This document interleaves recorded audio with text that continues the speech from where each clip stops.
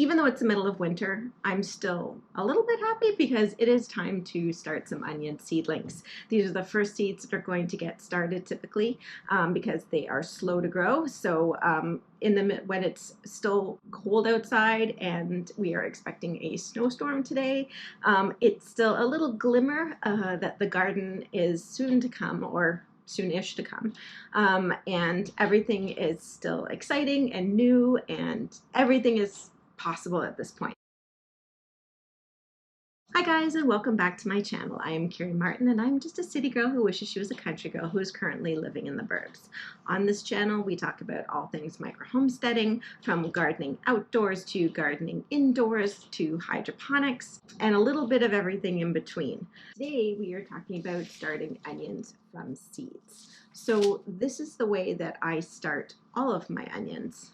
But before I get into that, let's go back to the three main ways that you can start seeds. You can start them by sets, starts, or seeds. So the most common is probably going to be sets. They look like little teeny tiny onions, which is exactly what they are. And you just take the little ones and you pop them into the soil, and then lo and behold, you get onions.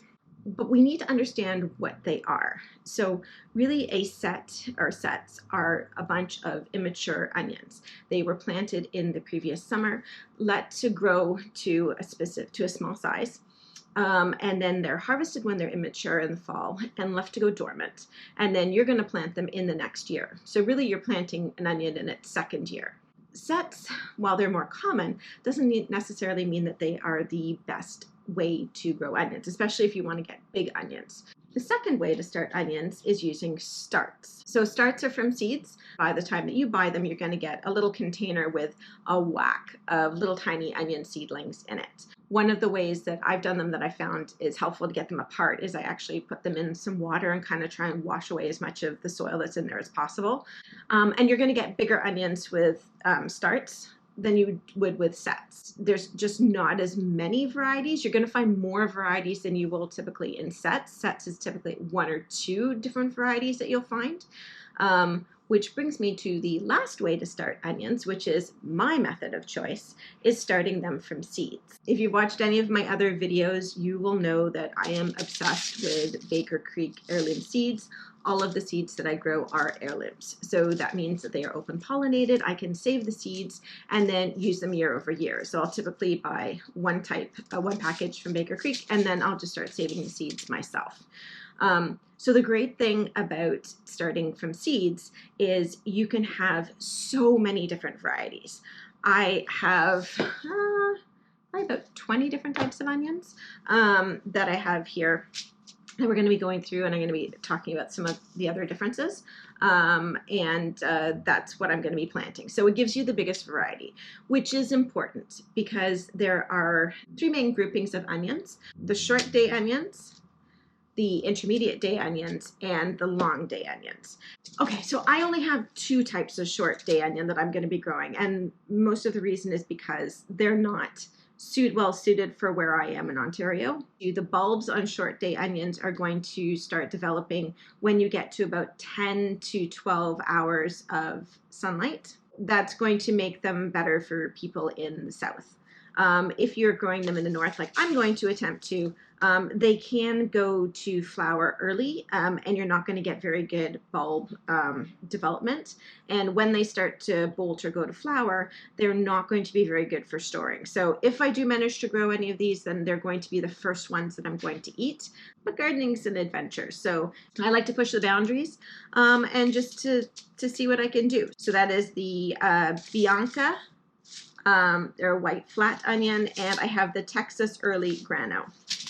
So those are the short days. The next are the intermediate day onions. So those are going to typically form bulbs when you're getting to about 12 to 14 hours of daylight. And that ones I have are the Flat of Italy. I have the Trapiana Lunga and the Globo onions. And then the ones that are going to do best are my long day. So these ones are going to start forming bulbs when you get to about 14 hours of sunlight. If you try to grow long day onions down in the south, you're probably not going to get very much bulb formation. You could still try and use them as a spring onion. So I keep all of my seeds in these little containers in my seed bin to keep everything organized. I'll put the link down below. So I did a video on organizing my whole seed collection. I will put that up top. And now let's take a look at some of the long day onions. So I have the most of these, which makes sense because they're the ones that are going to grow best for me. So I have two types of bunching onions, the Hishiko and the Red Welsh. I also have the round Tropea, which are my husband's absolute favorite. He eats these things raw. I also have some Stuttgarter onions. They're a very good keeping onion. I also have some Brunswick. It's my first year trying these ones. They're supposed to be a good keeper. It's another red one. I have the yellow sweet. I have some shallots. And these ones are my favorite. I want to grow a giant onion, but the Ailsa Craigs. And then I also have some leeks. Okay, so let's talk about onions as a whole. So they are a cool season crop, so they can stand a bit of frost, and they are going to be one of the first ones that you're going to get out into the garden. Now, one of the reasons we start them so early is because they are also very slow growing. So starting them, if you're starting them indoors, which is what I'm doing today, though I am going to try winter sowing, which I haven't done before, but I will do a separate video on that. They're going to take about 90 days to come to maturity, give or take a bit. It's going to differ on the different variety, but just as an average. So one of the reasons that we do tend to start them indoors is to give them enough time to grow. So when we put them outside, they're going to have a long enough growing season when it's still cool, because you want the bulbs to be basically formed and getting towards maturity before the heat of summer hits. So if you were starting them outside, in my climate from seed, there would just not be enough time for the bulbs to form properly. One of the things that's very important just generally for growing is to know when your last frost date is going to be. And it's an average, it's a moving target, so it's not going to be perfect, but that's kind of what you start planning from. So for me, I'm in zone 6B. I was actually thinking I was 5B, but then looking at it today, I guess it's changed.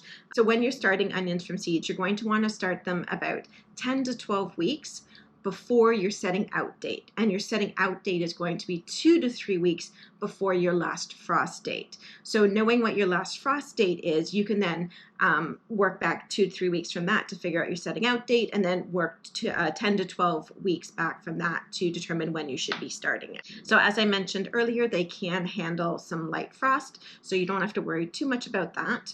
So another thing that I'm going to be doing this year, which is going to kind of play into what I'm showing you with how I'm starting my onions, I am doing a bit of an onion experiment. So I love to try different things in the garden, like I mentioned, push some boundaries, but just also try out different techniques. As a micro homesteader, I don't have a lot of space to work with. I've got my 2 raised beds in the back, some other space. I have 2 little tiny raised beds at the side, and I have a little bit of growing space in the front. I will be adding another 12 by 4 foot bed in the back, and I will also be adding 2 extra raised beds in the front. But space is always a challenge for me. So in an attempt to try different things and to increase my onion harvest, I'm going to be doing an onion experiment. So I've been watching a lot of other YouTubers in how they're starting their onions, and it just seems like everybody's got a little bit of a different way to do it. Some are more different than others. So me being me, I always want to test everything out so I can give you guys as much information as possible, and then you can determine what is the best option for you. So I'm going to try all of them. One of the things that I'm going to do is I'm going to try topping my onions. I've never done this before, so I'm going to try topping the seedlings and then also topping them once they're outside.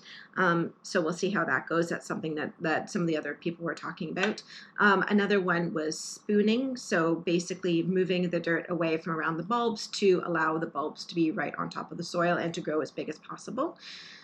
And the most, I hesitate to say controversial, but it goes it's completely different than what a lot of other people recommend, is multi-sowing. So I'm going to try to multi-sow both my bunching onions and my bulb onions. And this is coming a lot from the work of Charles Dowding. If you haven't watched his channel, you totally should. Basically, I've been binge watched so many of his videos, and one of the main things that I am taking from him, apart from this multi-sowing, which also applies to other vegetables, but that is another video, but he does no dig. So that's one of the big things that I'm changing in my garden this year as well. But again, that is also another video. So multi-sowing. So this is what he does with the onions, and he actually puts multiple onion seeds in each little cell. So that's something else that I'll show you in a minute when I start sowing them. I'm not doing it in a tray this year, which I typically would. So we're just breaking all of the rules this year. So we'll see how it goes. And from watching his channel, he pulls out some pretty big onions. So multi-sowing seems like a cool thing to try, especially if I can get more out of a smaller area. So I'd love to know if you have tried either multi-sowing or topping or spooning of the onions. Let me know down in the comments how that worked for you. Okay, so now we're in my teeny tiny little kitchen that's in desperate need of a makeover, but that's not happening today. Today, we are going to be seeding onions. So I got these very impressive, they're calling them incubators. I don't know. They're actually supposed to be intended for growing weed, but that's not what we're doing today. We're going to use it for my onions. So, and they are just super strong. I'm like really impressed with these. There's actually 2 in here. But so we have the growing cells.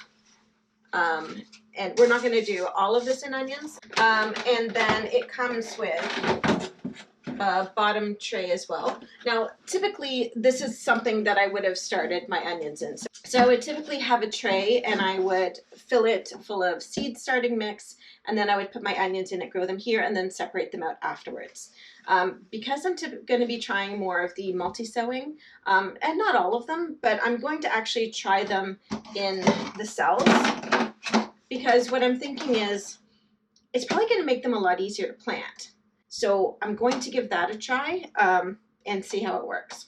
So the other thing that was kind of neat about these is you can get these little plugs that go in. Now I'm not going to be using these for the onions. I'm going to save these for the tomatoes and peppers.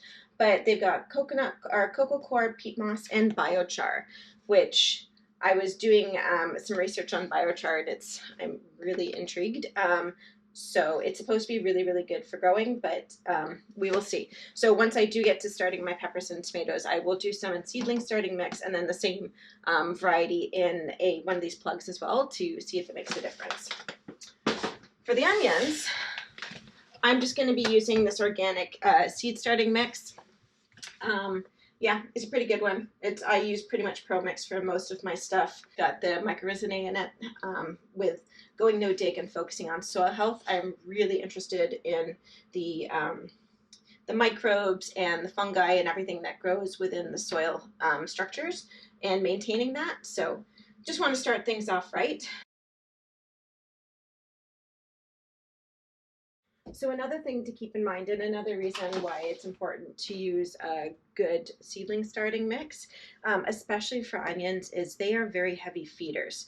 And because we're starting them so early, they're going to be in here for quite a while. So it's important to make sure that you're giving them enough food so that they will thrive. So what I'm going to do now is I'm just going to gently pat down the soil in here just to make sure that there's enough in each cell. And then what I'm going to do is I'm going to put a little hole in each one, and then I'm going to drop in my seeds. So as I mentioned before, I am doing an experiment this year. Part of what I'm doing is I wanted to try the multi-sowing, but I'm not going to know if it really worked or if it made a difference, if it was better or worse than if I plant some single sown of the same varieties. And because I also wanted to try the spooning and the topping, I need to have some other ones to compare against and to have a control. So for each type of onion that I'm planting, I'm going to do some multi-sown, I'm going to do some single sown, and then what I will do is for the single sown ones, I will top some of them. Some of them I won't, some of them I'll spoon, some of the other ones I won't, and then I'll do at least one or two that are single sown, topped, and spooned. And then at the end of the season, I can see which ones did better and which ones did worse, and what one seems to be the way that I want to do my onions moving forward until I find a new way or something else that works well in my garden. It'll be really interesting to see how they differ.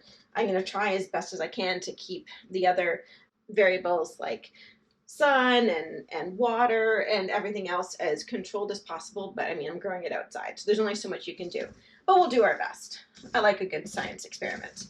So the other thing that I'm planning to do is I'm planning to cover these in vermiculite on the top. You can grow straight in vermiculite. I haven't tried that yet. That will be something else I will give a go at. So for these, I'm just going to cover them with vermiculite, but unfortunately it was supposed to arrive today and it is not. It is coming tomorrow. So future Curie will probably pop in here and show you how that's all done. And one of the main reasons to cover them with vermiculite is to help prevent damping off. Which can happen if it gets too damp on top. Damping off is actually caused by a fungus, but basically it kills your seedlings. The last thing you want is damping off. So I'm going to do everything I can to try and prevent that. I got all the soil pretty much in each one, and I'm just going to go ahead and I'm actually using the end of a chopstick to put a little divot in the center, not too deep because I left space in these. As I mentioned, we're going to want to get the onion seed about 1/4 to 1/2 an inch into the soil. And I lied, I said I wasn't going to use the whole tray, but I did. Okay, so I'm going to start with my Elsa Craigs. And each column has 5, so I'm going to do 4. Elsa Craigs are really big. 4 in the next one. I'm going to leave those multi-sown. For the other 3 cells, I'm going to put 2 seeds in each, and then I will pick it out and keep the strongest one. Then we'll do some sweet Spanish onions. As I mentioned before, onion seeds do not last long, so I think the other thing I'm going to try and do this year is to actually start saving some of the onion seeds. I save a lot of my other seeds. I'll put a link up above to my seed saving video, but it'll be good to actually be able to have my own onion seeds. Now that said, I have grown them seeds that are more than a year old. You're just not going to have as good a germination. So it's always best if you can use newer seeds for onions specifically. They just tend to not last very long. Next, putting in some Brunswicks. So again, we'll do 4 in the 2 that are being multi-sown and 2 in each of the other ones, just in case some of them don't germinate. Now, when I get to the bunching onions, I'm going to actually probably put in about 10 because they're going to be like, because the bulbs are good, they're going to be obviously a lot smaller. And then what I'll do is I'll harvest them as they grow. So we'll see how that goes. Next one is Stuttgarters. These are a really pungent onion, really good flavor. If this multi-sowing works, that's going to be awesome because then I will just multi-sow every year moving forward. It's always nice to try something different. And now I have some of the bunching onions, so those ones we are going to do about 10 of them in each one. And the last ones I'm going to do are these ones, the Hishiko bunching. Then we'll do some shallots. These ones will go back 4. Shallots are small, we'll try 6. I'm going to do the Globo and the Tropea Lunga. So these are going to be the intermediate day onions. And because they're bulb onions, we'll do 4. And the last one is going to be these Tropiana Lungas. Okay, and so now as soon as the vermiculite arrives, I'm going to put a layer of vermiculite on top, and then I'm just going to give them a light water. Hi guys, so Future Curie here. the vermiculite finally came. It was a couple of days late, so we really need to get all of these onion seeds going. So I did also manage to find the little popsicle sticks, so I actually have them labeled now, which will hopefully make things easier in case I lost the piece of paper where I was keeping notes. So all I'm going to do now is take the vermiculite, and I'm just going to cover the tops of these just so the seed starting mix is not exposed. Hopefully that helps prevent any damping off or any issues with fungus gnats. Not that I've seen any in my house, but they always seem to come out of nowhere, especially if you're buying any new plants. And I like to buy plants, so there's always a chance you bring something home from the store when you get a new plant. And then the other thing that I'm going to do is once these are all covered in the vermiculite, I'm going to give them a water, if I can find my watering can. After that, I'm just going to bottom water them. It's another way to help try and prevent the damping off by just watering them from the bottom. Let me know in the comments if you've started your seedlings just using vermiculite. I'd love to know how it worked out for you. So once I get this all watered, I am gonna put the dome back on top just to help keep the humidity in. Because you don't want these guys drying out. So as much as we want to make sure that the soil is not too wet, we also want to make sure that it doesn't get dry, because that'll be that's bad for your seedlings as well. So I will bottom water them and keep the humidity dome on until they start to make an appearance, and then we'll get them under the grow light. Okay, so found my watering can. So I'm just gonna go ahead and give these guys a bit of a water. So I think that's good for a start when you're watering seedlings, especially when you're using the like a seedling starting mix. It can take a while for the water to absorb when you first put it on, so it's better to put on some, wait a little bit for it to absorb, and then put on more. So I will send you back to past Curie to continue with the video. So I'm going to move these downstairs. I'm going to put them on a heat mat. I'm going to keep them about 75 to 85 degrees Fahrenheit, which is a good germination temperature for onions. They should germinate within about 7 to 10 days. Once I see them germinating, I'm going to put them under the grow light, keeping it about 4 to 6 inches above the top of the onions. And just keep moving the light up as they grow. When they get to about 5 inches, I am going to give them a first topping. I'm going to take them from about 5 inches down to 2 inches. This is going to help them grow strong and thick leaves, which will then hopefully help them be more vigorous. So one of the important things about keeping the light about 4 to 6 inches above the tops of them is going to prevent them from becoming leggy and spindly and falling over. Same reason we want to do the topping is to keep them strong. So those are things I'm going to try this year. We'll see how it works. The other thing to keep in mind is even though they are a cool season crop, we're still not just going to take them and run them outside and pop them in the ground. Because they have been grown indoors under grow lights and everything, we are still going to want to make sure that we harden them off. I'm going to be doing another video on hardening off later on. When I do, I will link it up above. So let me know down in the comments below what is your favorite. For me, like I mentioned, it's the Ailsa Crags, but I'm always looking for new varieties, so let me know your favorites, and if I haven't already got them, maybe I'll try them out next year. So that's it for today, and talking about growing onions from seed indoors. Hopefully you guys found that helpful. I would love to know how do you start your seeds? Have you grown onions indoors before, and how did they turn out? And like I mentioned before, let me know about topping, multi-sowing, or spooning if you've tried any of those things, and put a comment down below and let me know how it goes. So until next time, make food grow. Bye guys.